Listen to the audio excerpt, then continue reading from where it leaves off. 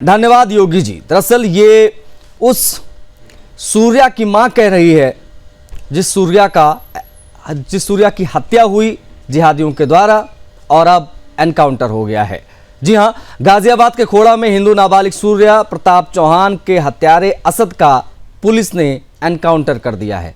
उत्तर प्रदेश की जांबाज पुलिस ने 50,000 के इनामी जिहादी को शहर छोड़ने से पहले ही पकड़ने के लिए जाल बिछाया था। पुलिस को देखते ही उसने पुलिस पर फायरिंग शुरू कर दी। फिर क्या, पुलिस ने भी जवाबी कार्रवाई की और एक गोली जिहादी को जाकर लगी और वो पागल कुत्ते की मौत मारा गया। अस्पताल पहुंचने से पहले 72 हूरों के पास पहुंच चुका था।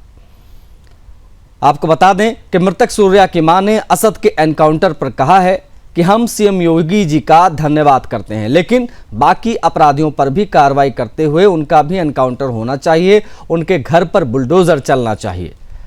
इस मामले में 5 लोगों के खिलाफ मुकदमा दर्ज किया गया था। 3 आरोपितों को पहले ही गिरफ्तार किया जा चुका था, जबकि मुख्य आरोपी असद फरार चल रहा था।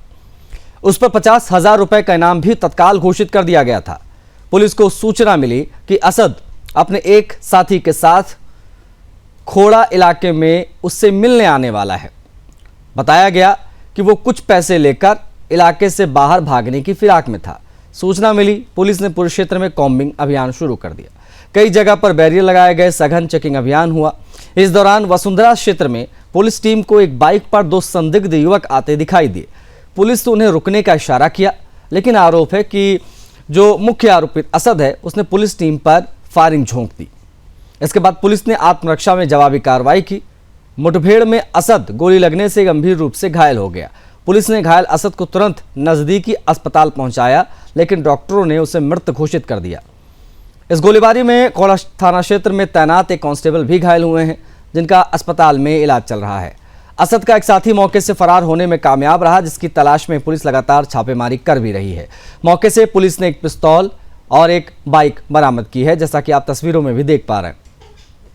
पुलिस अधिकारियों का कहना है कि असद के आपराधिक इतिहास की भी हम जांच करेंगे, साथ ही बरामद हथियार की फॉरेंसिक जांच भी कराई जाएगी और मुठभेड़ मामले की नियमानुसार जांच भी होगी। सूर्या चौहान हत्याकांड के मुख्य आरोपित के मारे जाने के बाद मामले में नया मोड़ भी आया और पुलिस अब जो फरार है उसकी भी तलाश में है। लेकिन सवाल यह है कि इन जिहादियों का एनकाउंटर तो हो रहा है, लेकिन इनकी इस जिहादी सोच का एनकाउंटर कब होगा? कल को सत्ता में किसी और की सरकार आएगी तो क्या इस तरीके से उन्हें न्याय मिल पाएगा? जाहिर सी बात है, नहीं। उन्हें कानून की आड़ में बचाया जाएगा, तुष्टीकरण के लिए बचाया जाएगा। तो आज हमारा सवाल वही है कि आखिर जिहादी सोच का एनकाउंटर कब होगा? इस जिहादी की जनाजे में हजारों की भीड़ जाएगी या नहीं जाएगी? ये तमाम चीजें देखने वाली बात होगी, क्योंकि उसने जिंदा रहते काफिर को मौत के घाट उतारा था, तो उसको शहीद भी बता दिया जाएगा। मरने के बाद जिहाद के अनुसार अब उसे 72 हूरें मिलेंगी। इनके आसमानी किताब के मुताबिक धरती पर जिहाद करो और मरने के बाद जन्नत मिलती है, इस प्रकार की बातें हैं। और काफिर को मारने पर ना जाने क्या क्या सवाब हो, क्या मिलता है। अब ऐसे में क्या प्रतिक्रियाएं आई हैं इस एनकाउंटर पर, वो देख लीजिए। उसके बाद में पैनल में कौन कौन से लोग कनेक्ट होंगे, उनसे भी आपका परिचय कराएंगे और बात करेंगे इसके तकनीकी पहलू की भी, एनकाउंटर के, और तमाम जो धारणा बनी हुई है उन तमाम चीजों पर बात करेंगे। अच्छा है, लेकिन उसके लिए अब आगे की जो मांगे हैं वो पूरी की जाए और जो 6 जने हैं उनके भी एनकाउंटर किया जाए और इनकी जो सहायता हो सके गवर्नमेंट द्वारा वो की जाए, तभी तो पता चलेगा कि हाँ भी पूरे हिरासत में लिए गए हैं।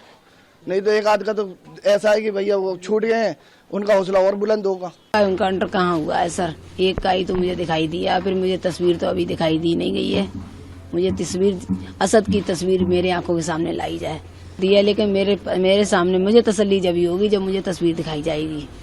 उनका भी इनकाउंटर इसी प्रकार होना चाहिए जैसे इसका हुआ। में असद नामक युवक के द्वारा सूर्या चौहान को चाकू मार दिया गया था और जिसमें इलाज के दौरान सूर्या चौहान की मृत्यु हो गई थी। उनके परिजनों के द्वारा दी गई तहरीर के आधार पर 5 लोगों के विरुद्ध थाना खोड़ा में सुसंगत धाराओं में मुकदमा पंजीकृत किया गया था और शीघ्रता से कार्रवाई करते हुए इसमें 3 मुख्य आरोपियों को गिरफ्तार कर लिया गया था। असद जो इस घटनाक्रम का मुख्य आरोपी था वो फरार था और उसके ऊपर पुलिस टीम के द्वारा 50,000 रुपये पुरस्कार की घोषणा की गई थी। आज पुलिस टीम को यह सूचना प्राप्त हुई थी कि असद अपने कुछ साथियों से मिलने थाना खोड़ा क्षेत्र के अंतर्गत आने वाला है और वहां से उनसे कुछ पैसे लेकर के वो भागने की फिराक में था। इस सूचना के आधार पर एसीपी इंदिरापुरम के नेतृत्व में थाना खोड़ा और थाना इंदिरापुरम की पूरी टीम इस पूरे क्षेत्र में कॉम्बिंग कर रही थी और बैरियर लगाकर चेकिंग कर रही थी। इसी क्रम में असद और उसका एक साथी बाइक से यहाँ पर आते हुए दिखाई देते हैं। पुलिस टीम के द्वारा उनको रोकने का प्रयास किया जाता है और उनको चेतावनी दी जाती है, लेकिन वो रुकने के बजाय पुलिस टीम पर फायरिंग कर देते हैं। जवाबी फायरिंग में पुलिस द्वारा भी आत्मरक्षात्मक फायरिंग की जाती है, जिसमें असद को गोली लगती है। तत्काल असद को इलाज के लिए हॉस्पिटल भिजवाया जाता है। इस पूरे घटनाक्रम में एक्सचेंज ऑफ फायर में हमारे एक कांस्टेबल भी घायल होता है, जिसको अस्पताल पहुंचाया गया है। असद का जो दूसरा साथी था वो मौके का फायदा उठाकर भागने में कामयाब होता है। असद की जो बाइक है वो बरामद यहाँ पे की गई है और जो उसने पिस्टल जिससे फायर किया था उसको भी बरामद कर लिया गया है।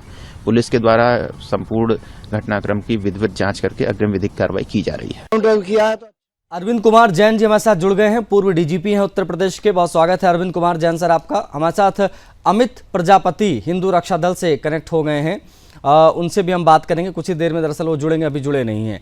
लेकिन हमारे साथ डॉक्टर एच.एस. रावत हिंदू धर्मगुरु कनेक्ट हो गए हैं। बहुत स्वागत है आपका रावत जी। और मोहम्मद अकील खान स्क्रीन पर दिखाई दे रहे हैं। पहली प्रतिक्रिया मैं मोहम्मद अकील खान की प्रतिक्रिया लेना चाहूँगा। अकील खान जी, 17 साल के एक हिंदू लड़के की हत्या बकरीद के दिन की गई। पूरी वारदात आपको पता है, उसको बताने की आवश्यकता नहीं है। अब पुलिस ने कार्रवाई की, एनकाउंटर में वो जिहादी ढेर हो गया।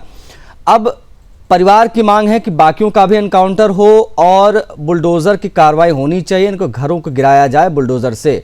क्या आप भी मांग करेंगे हमारे इस मंच से कि इस प्रकार के जिहादी और कट्टर सोच वाले लोगों के घरों पर बुलडोजर भी चलना चाहिए, एनकाउंटर काफी नहीं है? अकील खान जी। अतीत भाई, इसी टॉपिक पर कल भी मैंने आपके चैनल पर डिबेट की थी जी।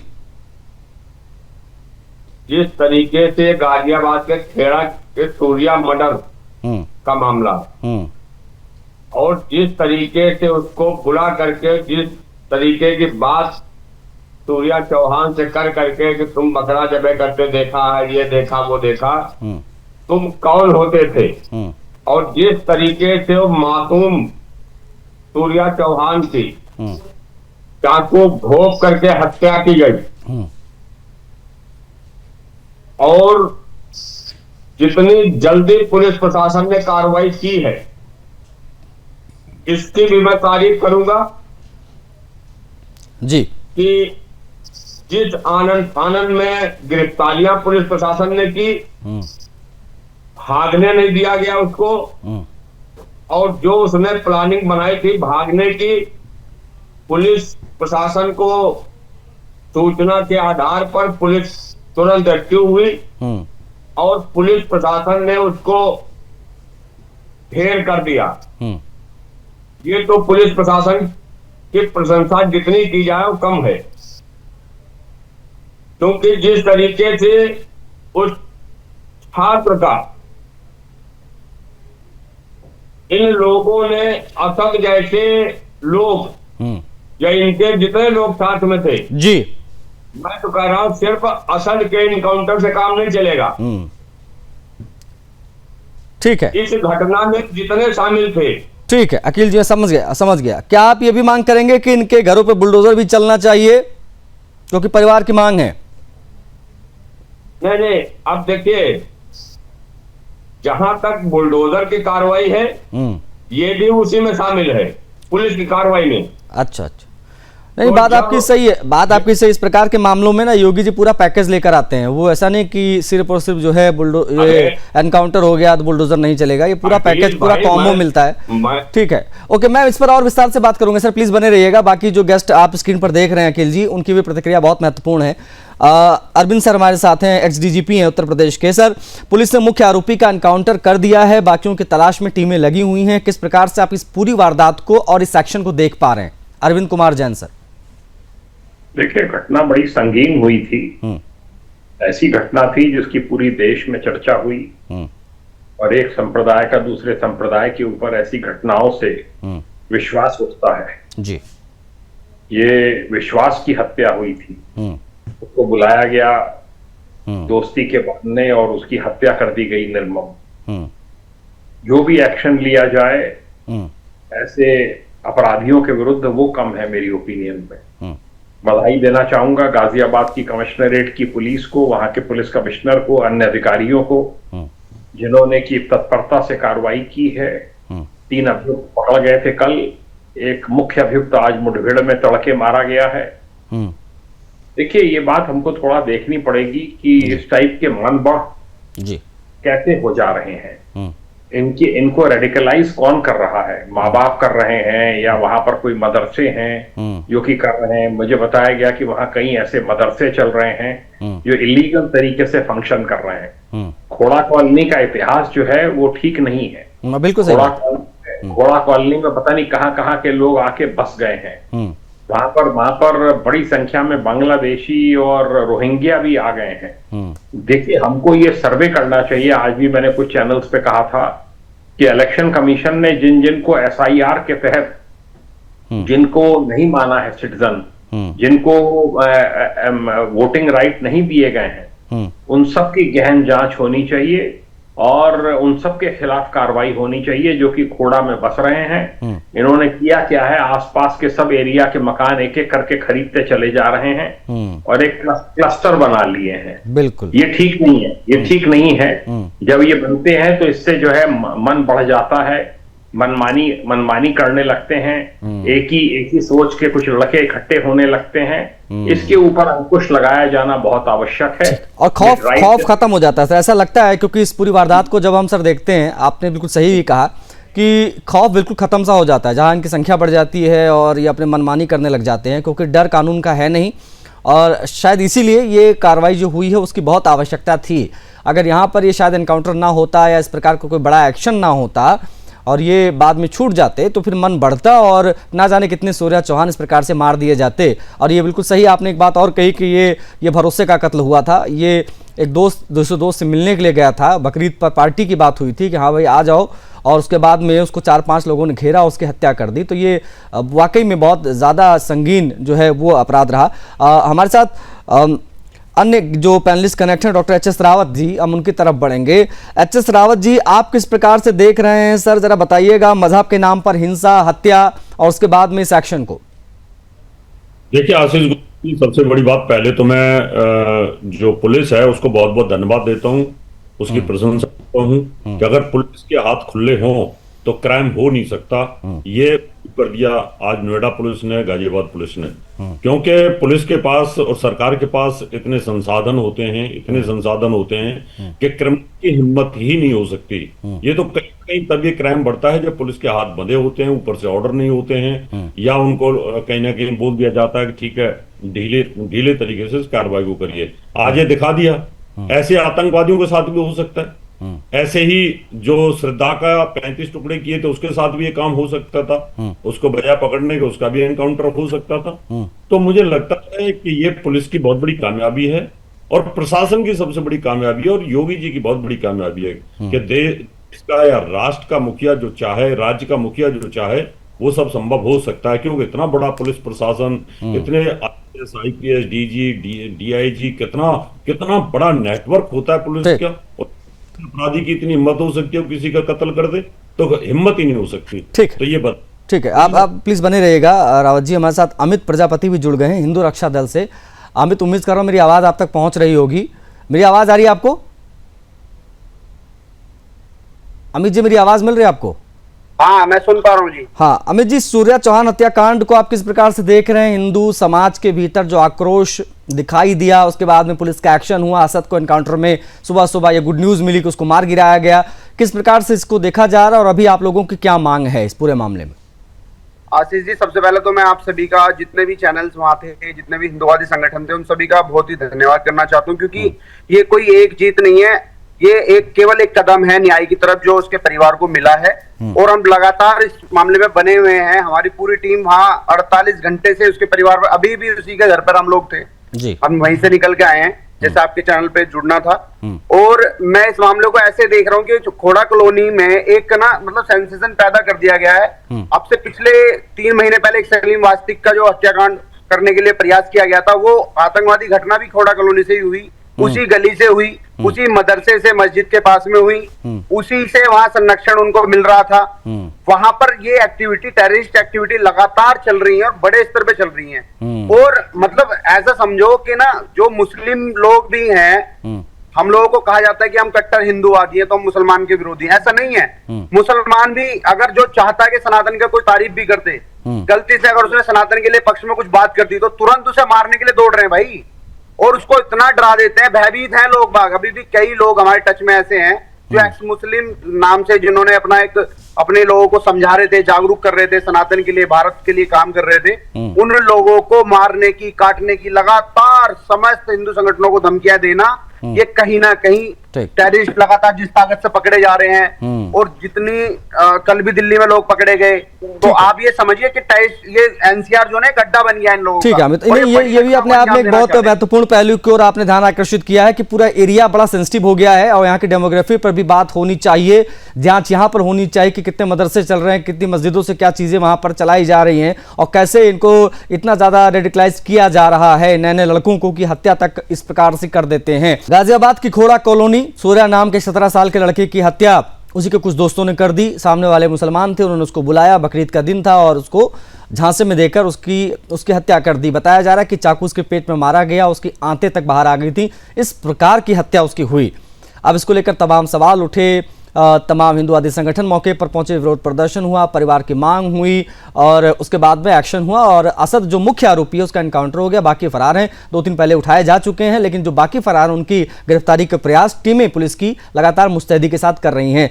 आज हम इसी पर बात करें। पूरा पैनल आपकी स्क्रीन पर है। अरविंद कुमार जैन सर हैं, एक्स डीजीपी रहे हैं, हिंदू रक्षा दल से हमारे साथ अमित कनेक्ट हैं, HS रावत जी हमारे साथ हैं, हिंदू धर्मगुरु, और मोहम्मद अकील खान मुस्लिम स्कॉलर। अकील जी, आपने स्वागत किया पुलिस के सेक्शन का, वेल एंड गुड है, लेकिन सर एनकाउंटर स्थायी समाधान तो मुझे लगता नहीं है।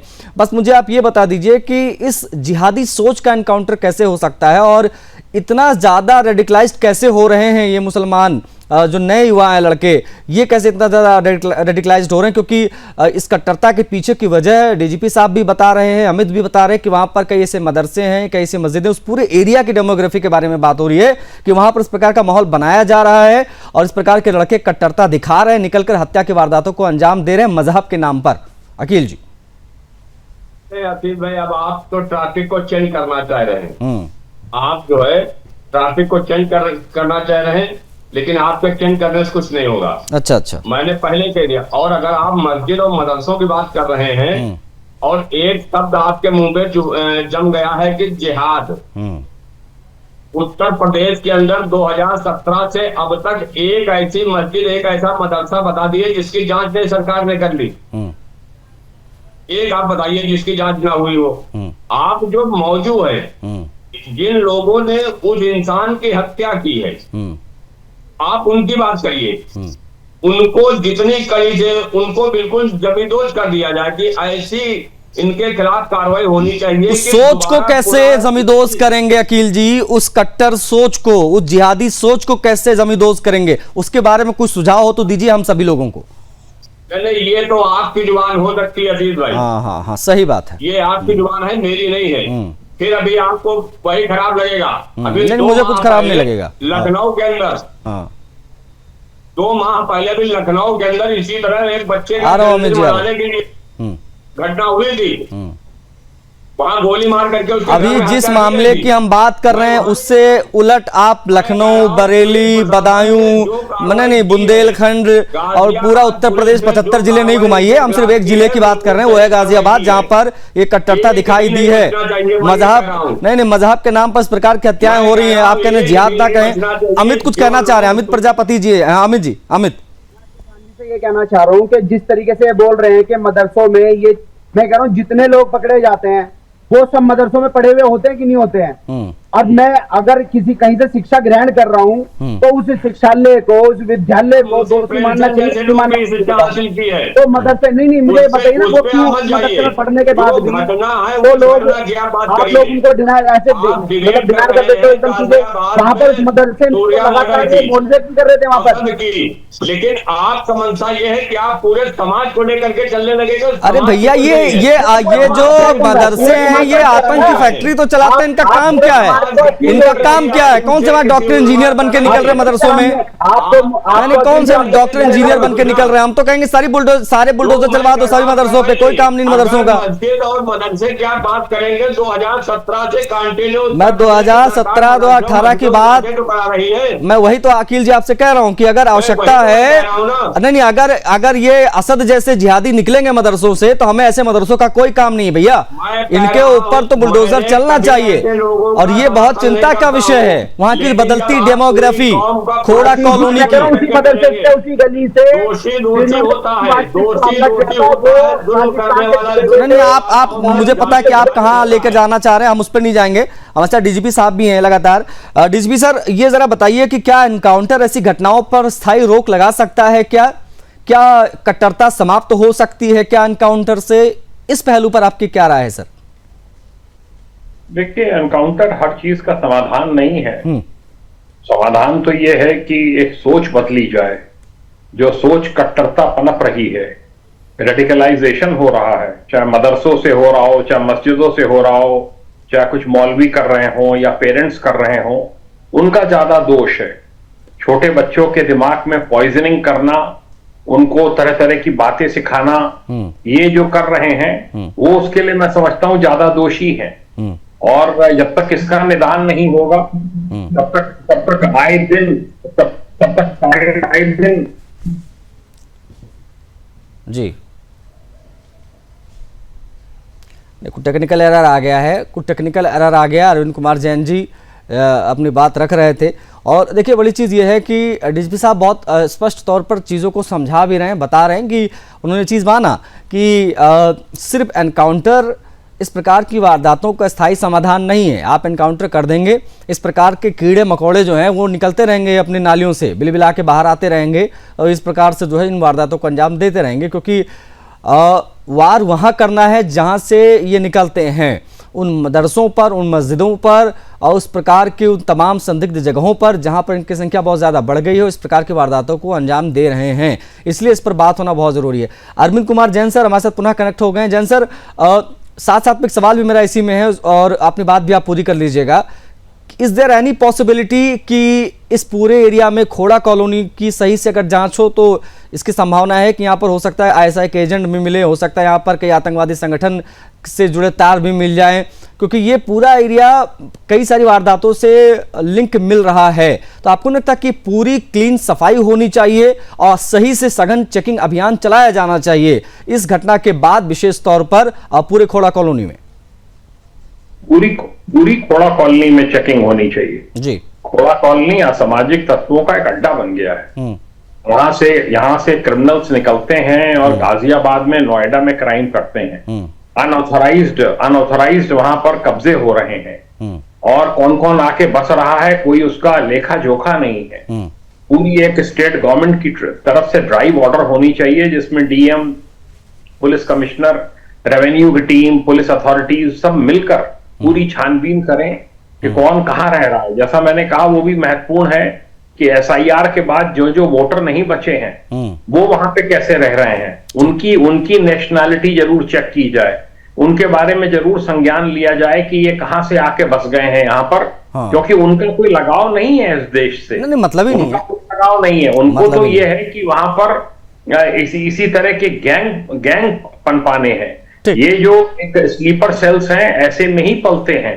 ऐसे में ही जो टेररिस्ट हैं उनको कवर फायर देने वाले लोग यहाँ पर पलते हैं। ठीक है सर। इसलिए ये जो घटना जो हुई है तो खराब है ही नहीं, ये आई ओपनिंग है और उस पर जो है सही से जांच होनी चाहिए। एचएस रावत जी, एक कमेंट आपका लूंगा, समय बहुत सीमित है सर, संक्षेप में अपनी बात रखिएगा। अब एनकाउंटर हो गया, लेकिन उस जिहादी सोच का एनकाउंटर कब और कैसे हो सकता है? उस जिहादी सोच के बारे में अकील खान जी का कहना है कि इस प्रकार की कोई चीज नहीं है, आप जबरदस्ती मौजों को घुमाना चाहते हैं। आपकी क्या राय है?